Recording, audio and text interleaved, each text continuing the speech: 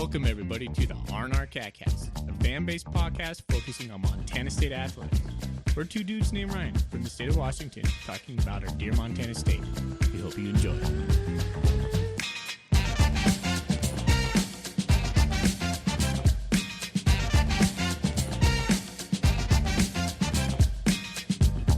All right, welcome back, Bobcat fans. Thanks for joining us on another episode of the R&R Catcast. This is our instant reaction show, and I'm going solo today. Thorny has his hands full with some kid duties, and we didn't get around to putting it out last night because the game ended so late, but we're going to try to get one out for you, so you're just going to have Foley going solo on this episode. This episode, we're going to go around the Big Sky. A lot of teams were off during the bye week. We'll talk about the games that happened, and then we'll give you the good, the okay, and the bad on the Montana State game that they went down to Sacramento and had a 42-30 whoop down, as Thorny would like to say, against the Stingers. All right, let's start off with the Big Sky. Let's go over to Portland State, where Idaho State all of a sudden is 3-1 in the Big Sky, 3-4 overall, but they beat Portland State over in Hillsboro with a 38-24 win. Jordan Cook continues to impress me as a quarterback for Idaho State. He's their freshman. He had 259 yards with one touchdown.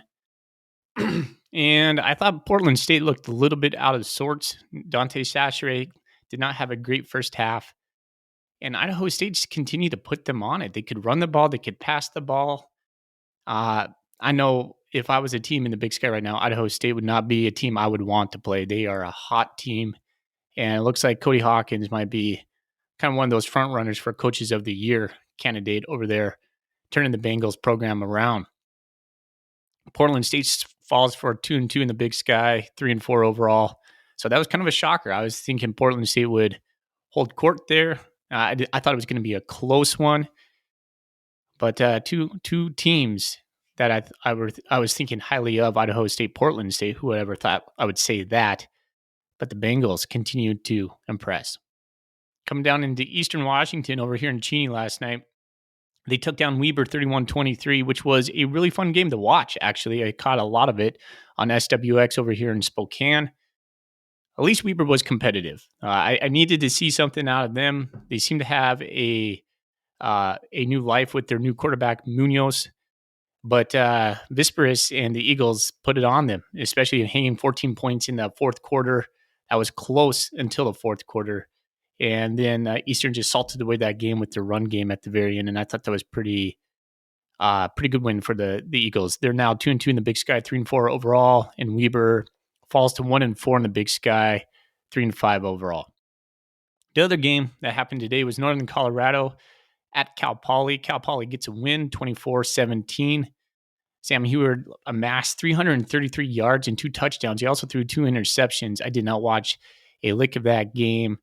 It was just, keeping your eyes on it from afar. So good on Cal Poly. 3-5, 1-4 in the Big Sky. Unfortunately for Northern Colorado, they're 0-7 and 0-4. You never want to see a team go 0-4. So hoping for the Bears to get a win here in the future. But we had to wait all day long. Big Sky After Dark, and that's what we're here to talk about, the Montana State-Sacramento State game. Your Montana State had to go down to Sac State and play the Stingers first time since 2019, and I think it's our first win since 2015. I probably should have put that in the notes somewhere. I might be wrong on that. I'll check that before we record on Monday. But Montana State, your Montana State Bobcats hung it to them 42-30. Most notably, we hung 21 points on them in the fourth quarter and just kind of took their souls late in the game. And that was a big-time matchup because the narrative around the Bobcats has been, who have we beaten? We had our good win against Weber State. They were number 8 in the nation at that point, but we've all seen what Weber State has become. So that doesn't look like a great win right now, but at the time it was. But late night last night, and I think we all took a collective sigh of relief after that fourth quarter, and the Montana State moves on to go 6-1 overall with a lone loss to South Dakota State. We're 4-0 in the Big Sky Conference, so we're sitting atop the Big Sky Conference, and now Sac State's 5-2, 2-2 in the Big Sky with losses against Montana State and Idaho State. On these instant reaction shows, we like to give what's in the good, the okay, and the bad. Let's start off with the good. I thought Montana State took it on the chin and never wavered. What I mean by that, we were down early. Bennett, their quarterback, was able to find comfort in the quick pass. We had a lot of slants completed against us, and then early on, we found ourselves in a hole, 0-7. And I thought Sac State brought a lot of good energy during this game, and it felt like this was a good challenge for Montana State in a game that we kind of needed to have a challenge. Montana State rose to the part. We didn't waver. We never got too high, never got too low, and we continued to lean on them. And in the fourth quarter, kind of just took their souls, as Jeff Choate would like to say. So that was a good win for Montana State to take an early knock to the chin, some adversity, especially with the injuries, and we'll talk about that here in a moment. But really impressed with our depth and how we responded late night in Sacramento State on ESPN2. Good job, Cats. Another good is, I think it was the fifth game in a row we've had 300 plus on the ground. We ended up with 329, 328, depends on what site you're looking at. And it's kind of just laughing to myself because, like, that's normal. Like, who runs for 300 plus a game? That's wild. And we've done it 5 times in a row. It just speaks to our offensive line. And that was another good thing I had in our category. Our offensive line, I would say, is probably the best unit in the Big Sky, maybe the best unit in the FCS. We are very lucky and very blessed to have such a powerful offensive line, and our success starts and ends with those guys. Absolutely does. Let's see. I want to give a shout out to Julius Davis. Davis had himself a day, had a ESPN type moment when he hurdles a defender for an epic gain. He had 110 yards on 12 carries and 1 touchdown. I was preaching throughout the game to guys I was texting with, feed him the ball. They couldn't stop Julius Davis. He's a violent runner, runs downhill, seeks out contact, and he's fast. Love Julius Davis. Love to see him back in action. He had himself a big day and a great interview after the game where he just happy to be a Bobcat. I mean, Bobcat fans out there, Julius Davis is a guy you should be very proud of. All right, I want to give a shout out, another good, to the young guys who stepped up, like Ryan Lonergan, tight end, who played a lot of fullback for us in the absence of Derek Snell. Devin Davis, Miles Jackson, those guys covering in the slot with the absence of Lavelle Price Jr. I thought our depth continued to show the way Montana State practices and prepares their guys. It didn't seem to be a problem, even with the prolific passing attack that Sac State has, because they did have a really good passing attack. I was really impressed with Bennett, their quarterback. He was accurate, he was decisive, and they got the ball out fast. They completed a lot of those 5 to 8 yard slants against us. And that is moves me over to the okay category, because if you look at those quick slants, I think that's kind of a recipe for Montana State's defense right now. If you want to attack us, Cal Poly did the same thing. The quick pass game is something we've kind of struggled. And I don't know if Montana State is just putting that by design, saying, all right, we'll give it to you, but you're going to have to go the length of the field, and we're going to bet on our defense to make a stop when the stop is needed. That might be part of it. It just might be part of our coverage schemes as well. It seemed like we were playing a little bit more of a soft zone rather than a man scheme that we had been seeing, and maybe that was just by design. I'll have to go back and look at it again, but those quick slants really hurt us. Although it did lead to one of our interceptions where I think it was Miles Jackson. It might have been Devin Davis. Tipped up the ball on a quick slant, and that one went to Rylan Ort. That came right after we threw an interception from Sean Chambers. Another thing in the okay category for me, and this is going to be kind of a hot take because I think you're either going to like it or not, but I'm okay on the Big Sky After Dark games. I think going forward, the stability of Montana State, the stability of the Big Sky, and our relationship with ESPN will continue to burgeon. I'm predicting we are going to see more of these games, the Big Sky after dark. It used to be the Pac-12 after dark. I think ESPN is going to capitalize on the stability of the Big Sky there. So get used to it, is what I'm trying to say. I didn't mind watching it late at night. The wait up to it was excruciating, waiting all day for it. But knowing that we were the only thing on TV, getting the hype from the production of the ESPN crew, I did like it. I just wish it was at Montana State. 2 years in a row, they've gone down to Sac State. Last year, they had the Stingers and the Grizz. And this year, it's the Stingers and the Bobcats. The Hornets, excuse me. I call them the Stingers sometimes. But I don't mind it. It was okay. I just don't like waiting all that long. Another thing in the okay was tackling with good pad level. We got burned on their last touchdown. We tried to meet the guy in the hole, and I can't remember who it was. It was their secondary. It wasn't Fulcher. He went out early, but one of their running backs got in late, and the defender for Montana State had bad pad level. Tried to take him up high, and that's just, Coach Choate used to preach good pad level. I just thought our tackling, we had some arm whiffs there. It continues to be something we can work upon, absolutely. Another thing in the okay is what I'm calling mixing the chilies. This is reference for our podcast.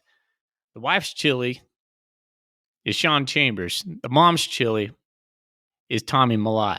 It seemed to me we didn't have a good mix of defined roles for them. It just seemed we were willy-nilly putting each quarterback in, taking them out, and this has been a gripe with me. I think we need to let one guy cook, honestly. Sean Chambers is a momentum type of quarterback. You put him in for a couple plays and then you take him out. He's like a motor that needs to get warm. So leave him in there. Let him cook a little bit. I think if we let him have that defined role, our offense looks really good. It'll look really good with Tommy Mellott too. So this is a good problem to have? I don't know. But the way we were bringing them in and out, even in the same series, like first down, second down, Tommy Mellott, third down, fourth down, Sean Chambers, I was not a fan of that. I understand more defined roles as far as like Sean maybe being in the red zone, Tommy being between the 40s, between the 20s. I did not know what was going on right there. And sometimes late in the game when we had Tommy back there, and I'm probably going to get a little bit of flack from this, I was kind of hoping for Chambers back there. I think Chambers operates the 2-minute drill a little bit more effectively. Point in case right before we went into halftime when we needed to go to march the field, and we did. We got into field goal range. We'll talk about the field goals here in a moment. I think Chambers could have, had just as the response to get down the field would have been just as good or even better than what we saw with Mellott. I just think he has the it factor when it comes to the 2-minute drill. All right, let's move on to the bad. Injuries. Let's just talk about that right away. All of a sudden, we felt banged up. Snell is gone. Danny Yu went out. Lavelle Price.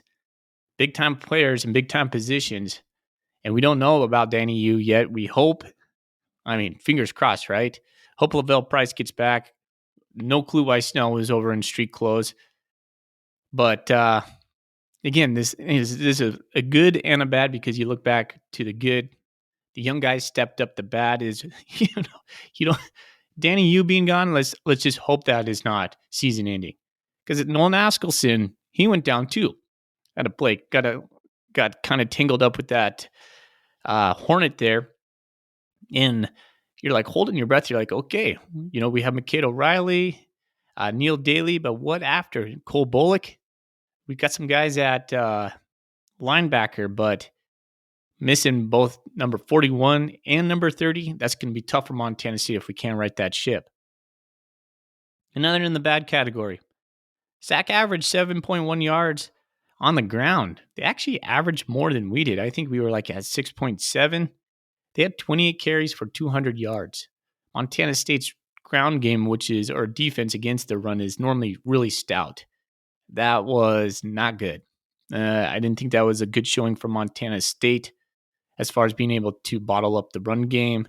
I think Bennett only got loose one time in the fourth quarter, but it was concerning to see them get 7.1 yards per clip for 28 carries. That's not great. Another thing in the bad is the late TD drive by Sac State, where they converted a 3rd and 17 and a 4th and 14. And that just left the sour taste in my mouth. Also for national slot voters, as I'm going to call them out in these polls, they're going to see a closer game than it actually was. Man, how do you give up a 3rd and 17? How do you give up a 4th and 14?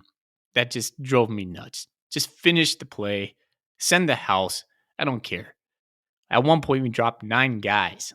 Rush 2. We looked a little discombobulated, and everybody's going to say we looked gassed. Well, you know what? I think everybody was. Doesn't give you an excuse to give up a 4th and 14. We got to be better on that.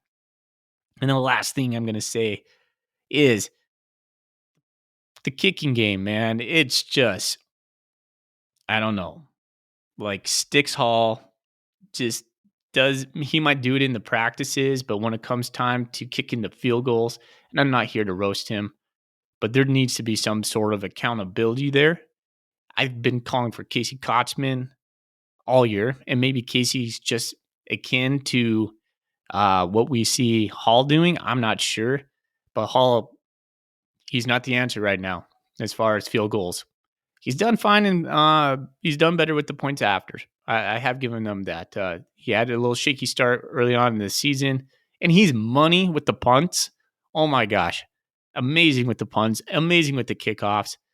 But place kicking duties, that's something that's going to bite Montana State. If we come down to a game and we need a field goal, how are you feeling about that right now, Bobcat fans? Because I know I'm not feeling very good at all. So we need that to be remedied. And other than that, the bad, I'm sure I missed a little bit here and there. People are going to talk about the handshake with Andy Thompson, Coach Vegan at the very end.